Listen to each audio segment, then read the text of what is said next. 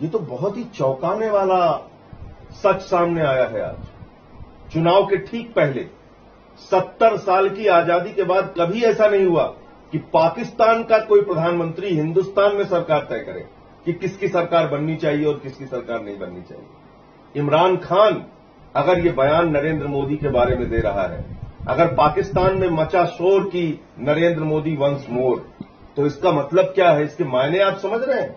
ये देश की सुरक्षा के लिए कितना खतरनाक है, इसको आप समझ रहे हैं? जो नरेंद्र मोदी बगैर बुलाए नवाज शरीफ के बर्थडे का केक काटने चले जाते हैं, जो नरेंद्र मोदी पठानकोट में आईएसआई जिसने हमारे जवानों को शहीद किया, जिसने हमारे जवानों को मारा, हमारे जवान उस घटना में शहीद हुए, उसी आईएसआई को बुलाकर पठानकोट की जांच कराई, आईएसआई को बुलाकर पठानकोट की जांच कराकर हमारे शहीदों को अपमानित किया नरेंद्र मोदी ने।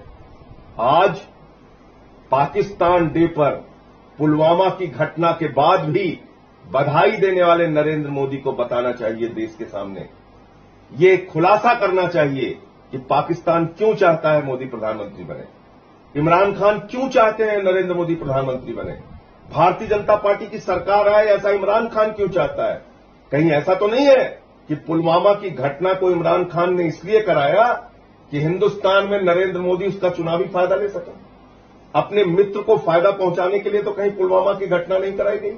ये एक बड़ा सवाल है देश के सामने, जो देश की जनता जानना चाहती है, क्योंकि अगर गलती से मोदी जीत गया तो पाकिस्तान में पटाखे लगेंगे।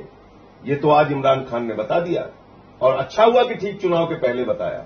अब पूरे देश को पता चल जाएगा, पूरा देश जान जाएगा कि क्या गोपनीय डील हुई है, क्या ऐसा कुछ हुआ है इमरान खान के साथ कि पुलवामा की घटना के बाद भी मोदी जी बधाई देते हैं पाकिस्तान डे की।